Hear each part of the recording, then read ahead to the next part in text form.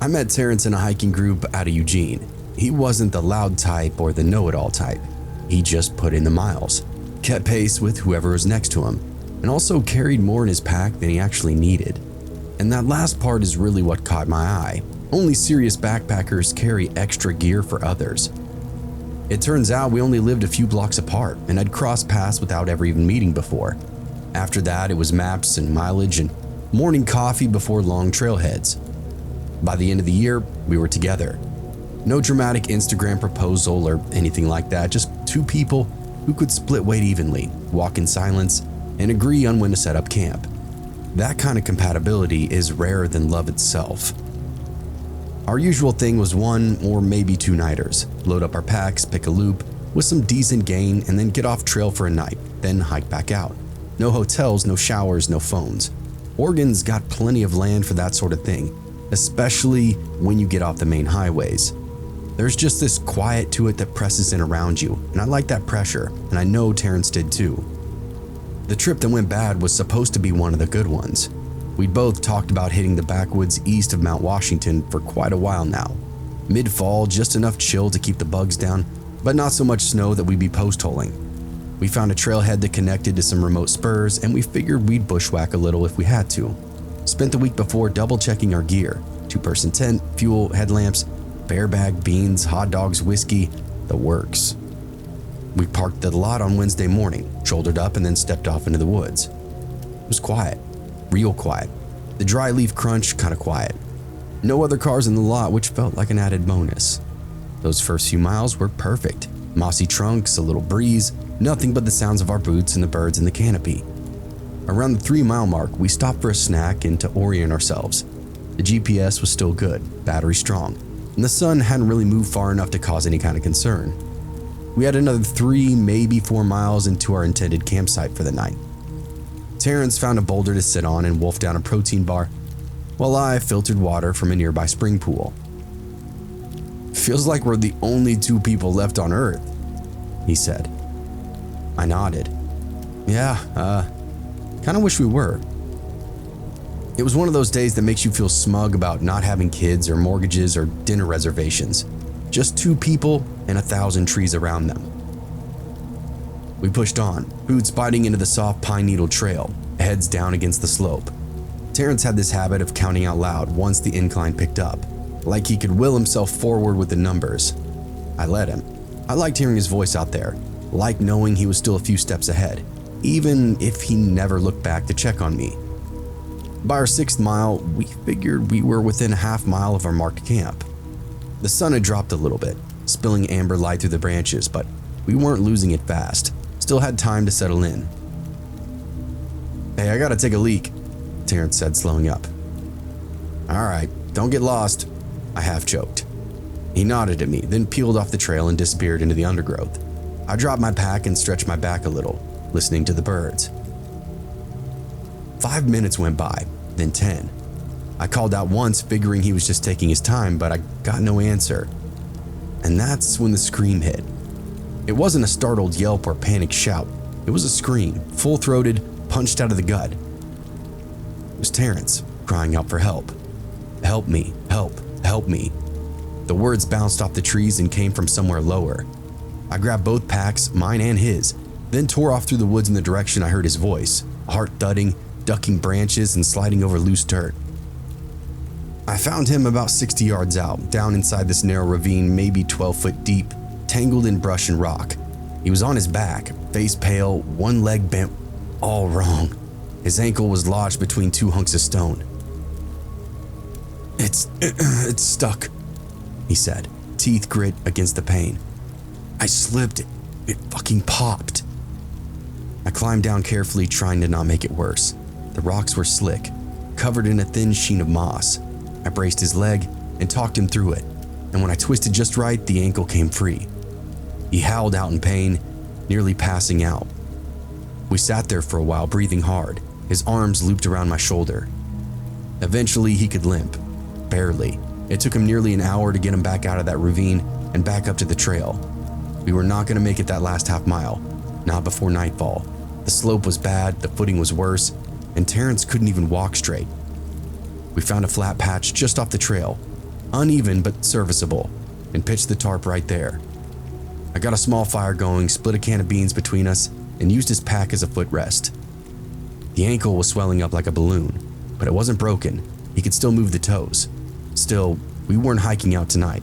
There's no way. "Tomorrow," he said. "Rest tonight. I'll wrap it, take it slow. We'll be okay." I nodded, though my nerves had started whispering by then. Something about how quiet it was around us, and not that good kind of quiet.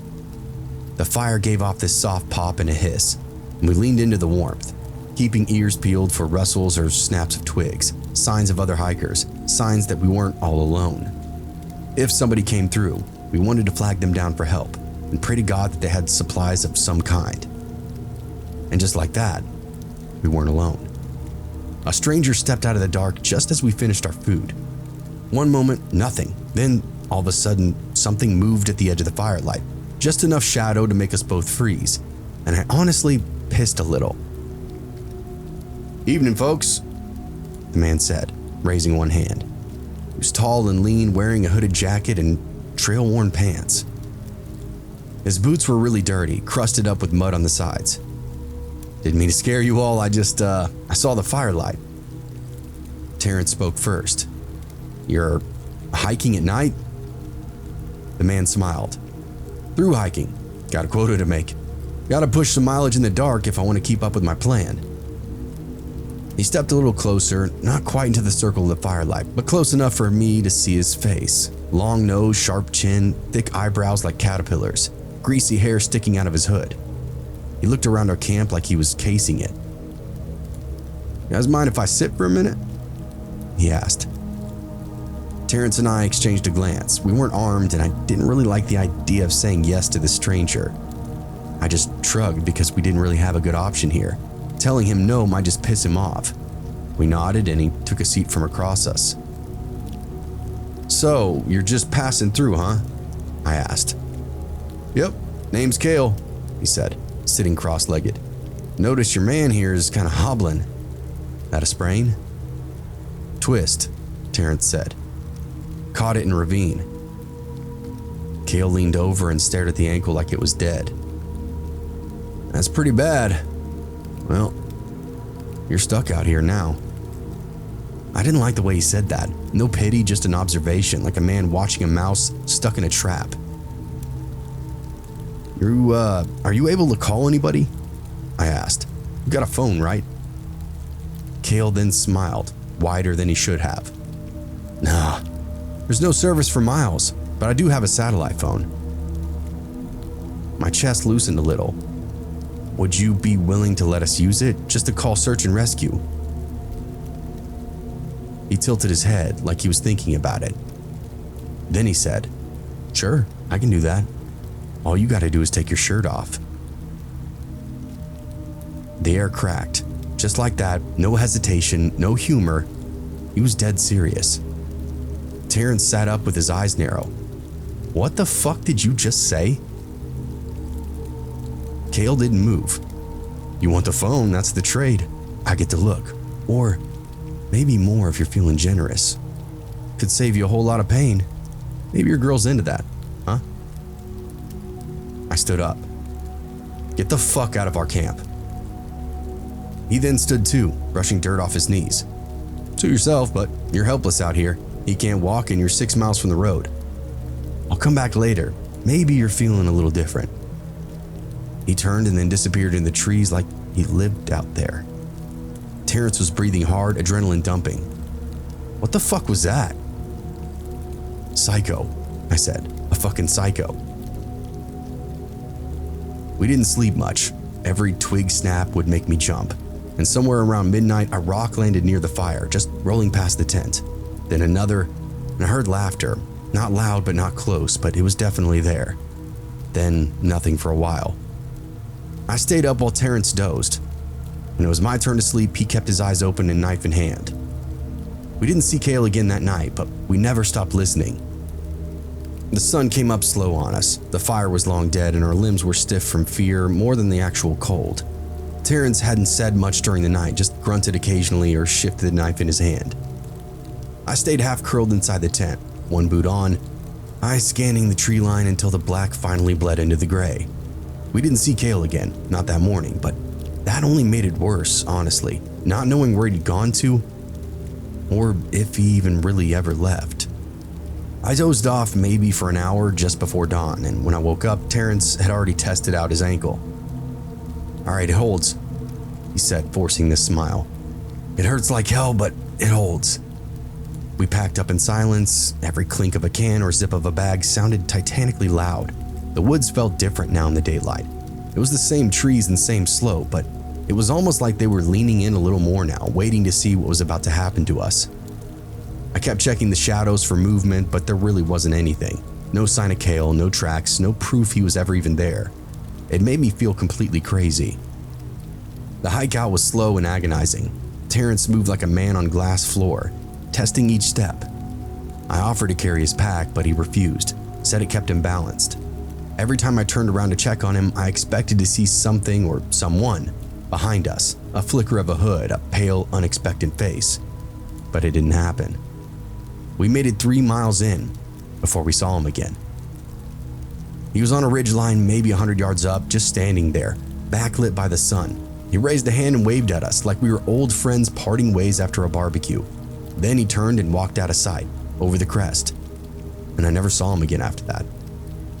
The rest of the hike was a complete blur. Each mile felt like 5, and I don't remember what we talked about during the process, if we even did. I just remember the ache, the silence, the pressure between my shoulder blades like a crosshair. When we hit the trailhead and saw our car, I nearly burst into tears. I didn't even realize until then that I'd been holding my breath until the key turned in the ignition and the engine roared up to life. We didn't call the cops because what would we say? Some weirdo propositioned us in the woods, threw rocks at our tent, then disappeared. He didn't assault us. He didn't lay a hand on either of us. All we had were bad vibes and a name that we couldn't verify. 𝐾𝐿 could have easily been fake, and it probably was. Still, we ended up telling our hiking group what had happened. One of the organizers said he heard of a guy like that before, someone doing weird trail encounters up north, a few hours from where we'd actually been. It made some women very uncomfortable near Crater Lake. Another story, unconfirmed, but was about a man with a satellite phone who offered favors in exchange for help. But nothing ever really came of it. The guy was a ghost, a drifter. And out there in the forest, that's all it takes to vanish. Just step off the trail. After that, Terrence and I took a break from hiking.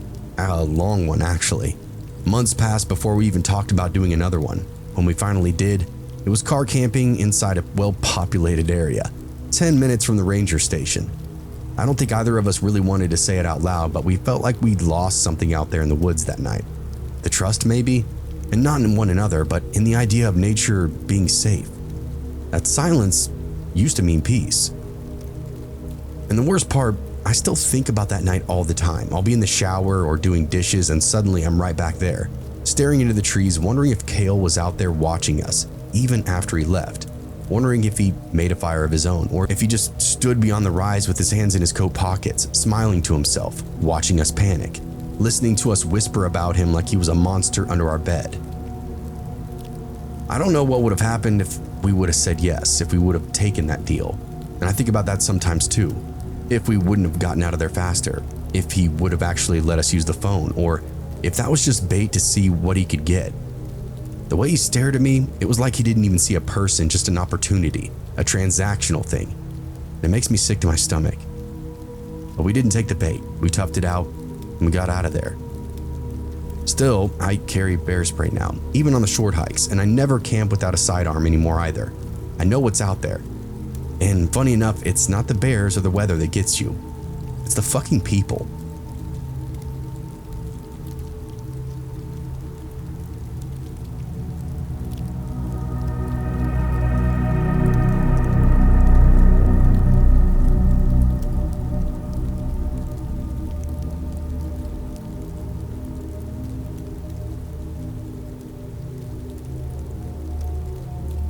I'm the kind of guy who needs the woods like other people need coffee in the morning. Some folks unwind with a beer and a recliner, but me, I lace up my boots and load my pack, hit the dirt before sunrise.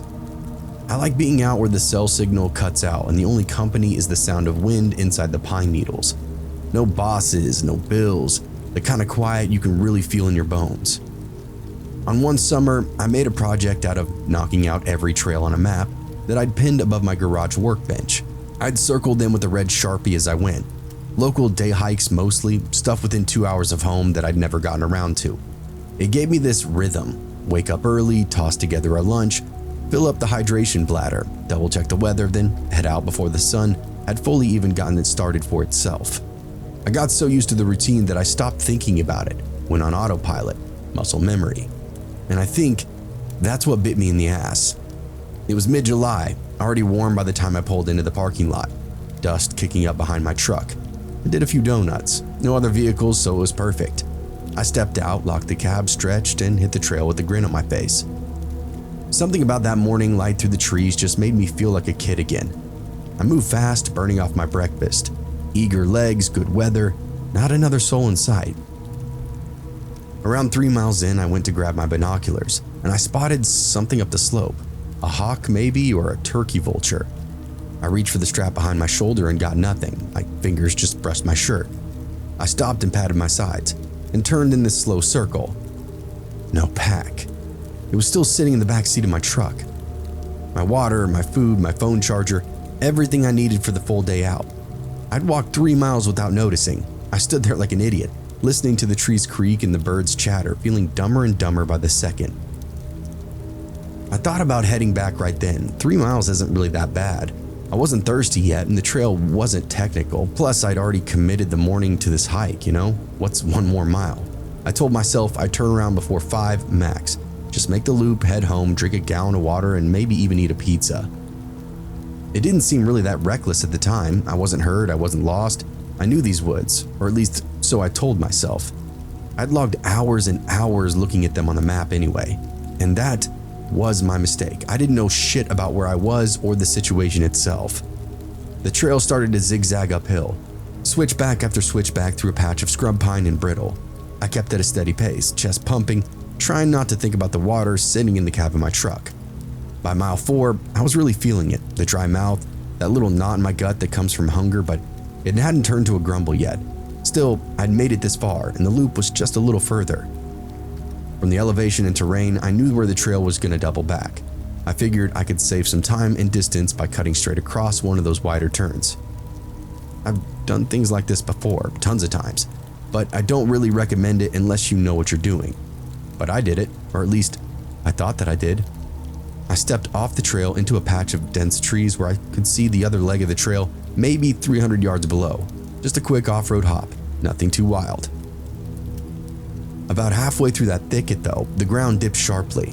I slowed down, took careful steps around the brambles and half-dead limbs that had twisted like bones in the dirt. And that's when I saw it, something laid out for display. Climbing gear, real stuff, ropes, harnesses, carabiners, all of it weather-beaten and splayed over this flat slab of rock like somebody set it up and then just walked away mid-project. And then I saw the hole. It was just a head, maybe 15 feet wide, almost perfectly rectangular. The mouth of the thing looked like it had been carved into the earth with purpose and went straight down, maybe 15 feet at the opening, before darkness swallowed up the rest. What really caught my eye though were the anchors, bolted into the boulders around the rim, old but solid. A few still had webbing and rope tied off, like they'd been used not that long ago. There were even a pair of climbing boots lying near the side of a beat-up old haul bag. And a shitload of bloody gauze and medical tape. I stepped closer, looking around for somebody, anybody, but the woods remained quiet and still, overwhelmingly so. "Hello?" I called out, my voice bouncing off the trees and then disappeared. I got no response. I crouched next to one of the harnesses. It was sun-faded and dry, but the wear didn't look ancient. A year old, maybe, 2 at most. Same with the ropes, weathered but not rotted, and they were still deployed into the pit. Someone had gone down there. I stood over the edge and looked in. The light didn't go far, just a few feet below the lip, and the interior opened up into layers of rock plates, like a jagged stairwell spiraling off into the darkness. It was climbable if you had the guts and the gear, and I had neither, but I did have a phone. I pulled it from my pocket, flipped on the flashlight, and shined it off into the void. The beam bounced off the nearest rock shelf, then the one below, then vanished off into the blackness. I didn't like the way the hole seemed to breathe. Not literally, of course, but standing near it gave me that same feeling that you get on the edge of tall cliffs, like something that wants to pull you in. But still, curiosity's a fucking bastard. I sat and lowered myself onto the first plate and climbed down. The rocks were dry and flat, like the inside of a mine that hadn't seen water in years. I moved slowly, testing each ledge before actually trusting it. 30 feet down, the light from above started to thin out. The trees were now a distant memory, just a jagged ring of blue sky above me. There were more ropes down here, anchors too, wedged into cracks, bolted into natural seams. Somebody had been here, worked their way down just like I was doing now. I figured maybe it's some forgotten cave system, maybe used by climbers years ago until it fell out of rotation, and that made sense mostly. As I'm thinking all this to myself, I hear a sound, and not an echo of my own movement, not the wind and not shifting rocks. A voice. It was soft and close, and all I heard was one word. Hey. My spine immediately went stiff. The word was flat and casual, like a greeting between two people passing on the sidewalk. It hadn't come from above, and it hadn't come from below. It came from somewhere right beside me. I spun, jerking with my hand, sweeping rock and rope and emptiness. Nothing. Just the walls around me, just the anchor bolts, just the breath in my lungs, now going shallow. Hello? I said again, but I didn't get a response. I turned the light below me, still nothing but black. But my legs were not responding, my fingers were slick, and I don't know how long I stood there heart pounding, trying to convince myself that I imagined that.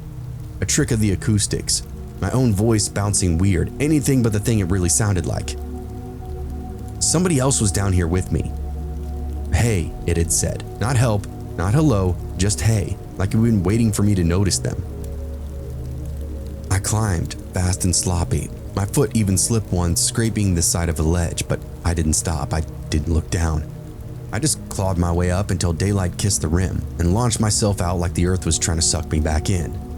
I lay on my back for a minute, lungs burning, staring up at the trees, the sunlight, at anything that wasn't a black hole. Then I got up and ran. No trail shortcuts this time. I stuck to the switchbacks all the way down, legs trembling, mouth dry as sand. When I finally reached my truck, I tore the door open and chugged the water from my backpack bottle, and thank God for it. I sat there for a long time breathing, trying to just believe that I imagined it all, that it was nothing. But even then, even as I drove back to town, I could not shake that voice, that one single word. I made the call later that afternoon, once the adrenaline wore off and I stopped second-guessing myself.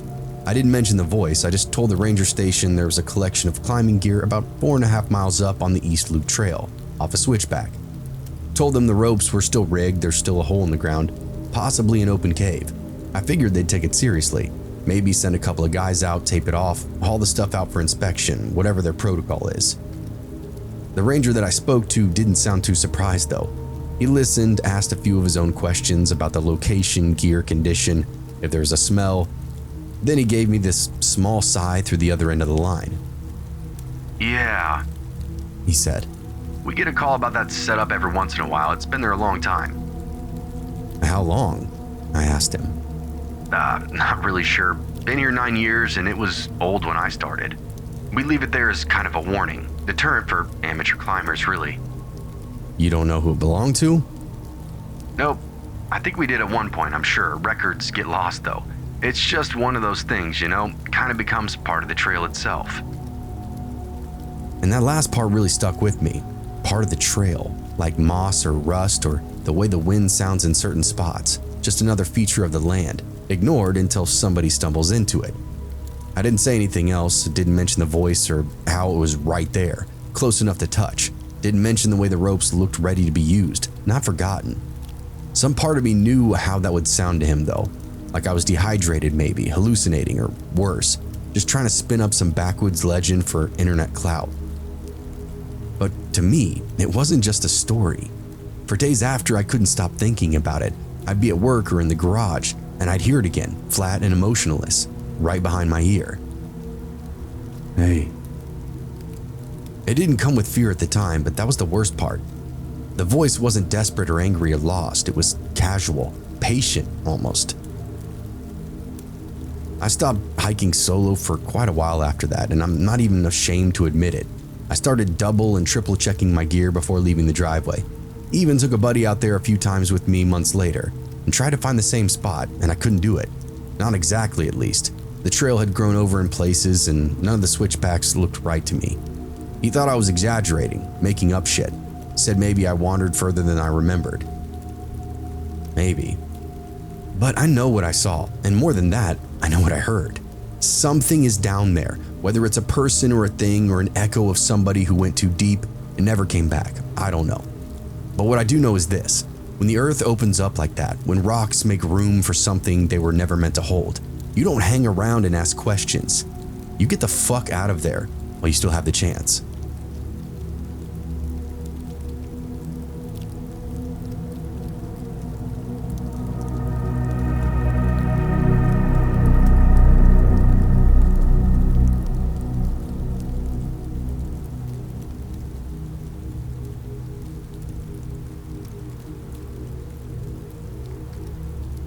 I spent the better part of 12 years as a Boy Scout leader in Southern California, Troop 214, based out of a sleepy town wedged between the hills and the desert. We had our fair share of lazy merit badge weekends and gear check-in Tuesdays, but what we really lived for were the backcountry trips, camping, kayaking, night hikes, cooking on a tiny backpacking stove while coyotes howled out in the distance. Those were the moments that made all the other crap worth it. I had two co-leaders, Sam and Carrie, both rock-solid guys, and we really made a hell of a team.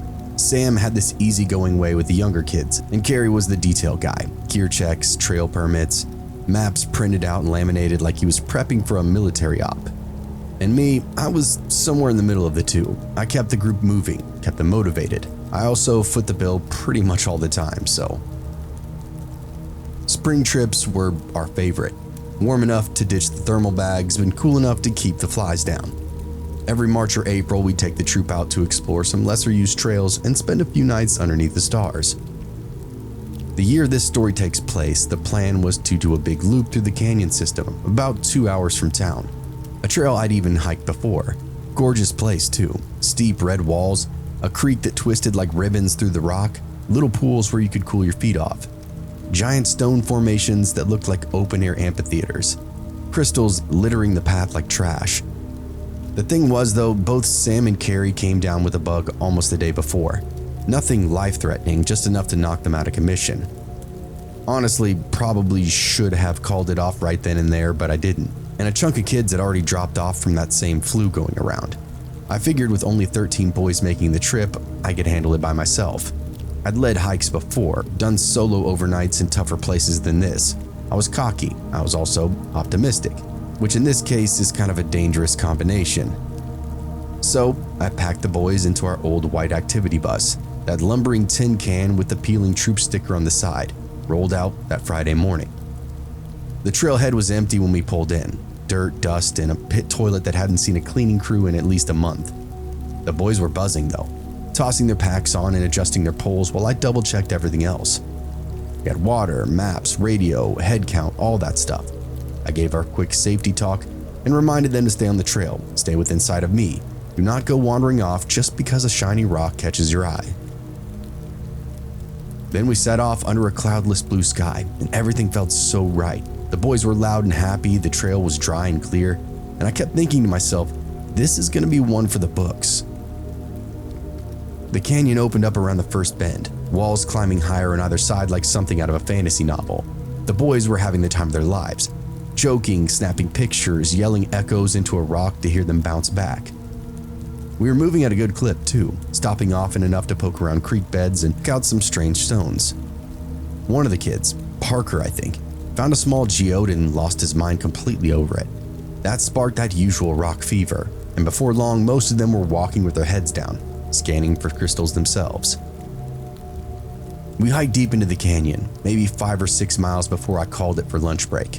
Found a flat area along a river where they could ditch their packs and soak their feet, eat some peanut butter sandwiches.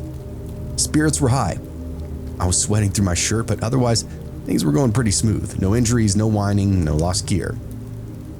All right, boys, I told them. 10-minute break, then we're going to start climbing out to the ridgeline. Stay within earshot.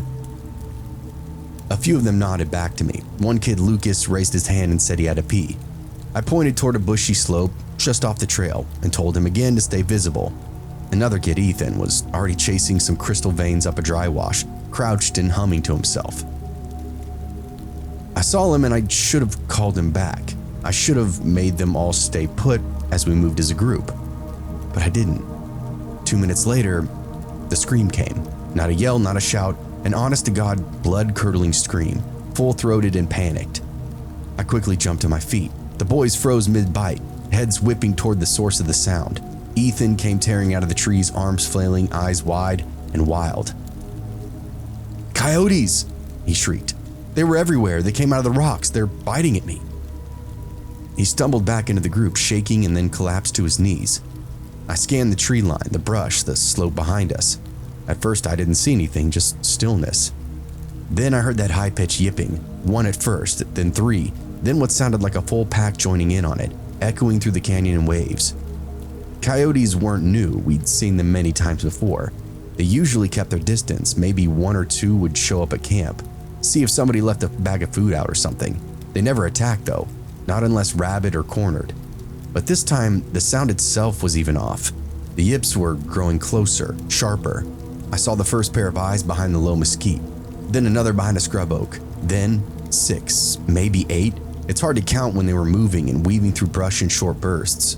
I shouted for the boys to get up. "Sticks!" I yelled. "Everybody grab something, get close together, tight, now!" They obeyed, bless them. I grabbed a branch the size of a baseball bat, dry and thick with knots, and the boys followed suit, holding their makeshift clubs, ready for war. Some were crying, terrified, and rightly so. Others were shaking, far too scared to speak. I stepped in front of them, ready to go at it. I counted at least 15 coyotes then, circling just behind the first trees, way too close for that amount. They were remaining quiet, watching us, ears perked and tails stiff. These weren't scavengers sniffing for scraps. These were pissed off animals looking to settle a score. One of the boys must have stumbled into their den and now they were neutralizing the threat. I waved the branch around, shouting for them to get back. The alpha, or what I assumed was the alpha, stepped closer, teeth bared. A long scar ran across his snout. It growled, long as hell, like a warning to me. And I'd never seen anything like that, not that close, and not with zero hesitation. They were waiting for some kind of weakness, and that much was clear to me. "All right," I said, turning to the boys. "We're gonna move slowly, tight formation, no running. If one of them charges, you swing hard and loud. Do not break any rank." We started backing up step by step, very carefully. The trailhead was 5 miles behind us, but it might as well have been 50 in the moment. My arms ached from keeping that branch raised. Every few yards, a new burst of yips would go up, signaling to one another, almost like they were calling in more. One darted in from the left, fast as a bullet. I swung hard and hit it midair. It yelped and rolled, then limped back to the tree line. The others didn't even flinch. If anything, they moved closer. My heart was hammering like a drum in my throat. "Do not stop," I said. "Keep walking, I'll stay on point." And that's what I did for miles. The trail curved along the canyon wall, forcing us to narrow ledges and rocky incline. The coyotes flanked us that whole way, snapping twigs, kicking up dust. One of the younger boys, Henry, took a nip on the calf. It wasn't deep, but enough to make him scream. I pulled him forward and shouted so loud that my voice cracked. They didn't let up.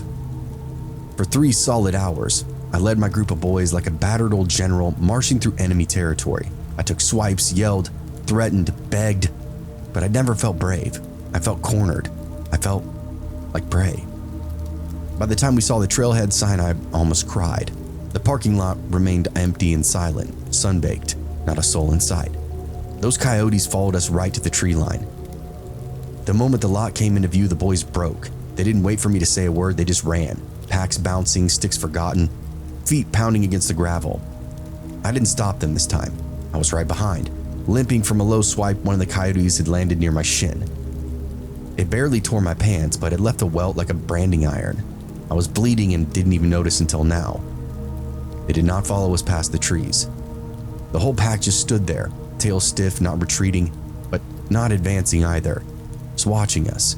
I turned once at the edge of the lot and saw them. I think there was 30 of them by then, lined up between the trunks like spectators, ears flat now. They weren't winded, they weren't afraid, they looked satisfied, like we'd been punished just enough, pushed out of their territory like the varmint that we were. We piled back into the bus in a mess of panic breathing. I slammed the door, turned the key with shaking hands. Not from fear now, but from real exhaustion. The engine roared as we backed out, and the boys remained silent behind me. A few sniffles, a few glances behind. Thankful to get going and leave that hellhole behind us, though. Not one of them even asked what happened to us back there. And we didn't stop until I hit the edge of town. I radioed ahead to meet a few of the parents at the scout hall, helped bandage Henry's leg, and handed out water and granola bars. None of the kids were seriously hurt, thank God. Just scratches and a couple of bruises, one sprained wrist from a bad fall off a slope, but their eyes? My God. I think I gave these children PTSD. I filed a wildlife incident report, same as always, but the ranger that I talked to really just shook his head, like you didn't believe a word I was saying. Coyotes. Coyotes. That many of them? Are you sure? I counted more than 20, I said. They surrounded us. They followed us for miles. He tapped the desk with his pen. We've had sightings, sure, but they're usually scared of humans, especially in groups, especially loud ones. Well, I responded, not this time. He continued on with whatever, took down the report, and that was that. Never heard anything else. I still lead meetings, hand out badges, and teach knots, all that stuff, but I haven't taken a troop out solo since then, not even once. If Sam and Carrie aren't there, we would cancel, no more exceptions. I've got no pride left when it comes to being the guy who thinks he can handle it all himself. That's how people get hurt or worse. Because out in those woods, 13 kids and one idiotic leader were shown the door. We got to come back, but just barely. By the skin of coyote teeth.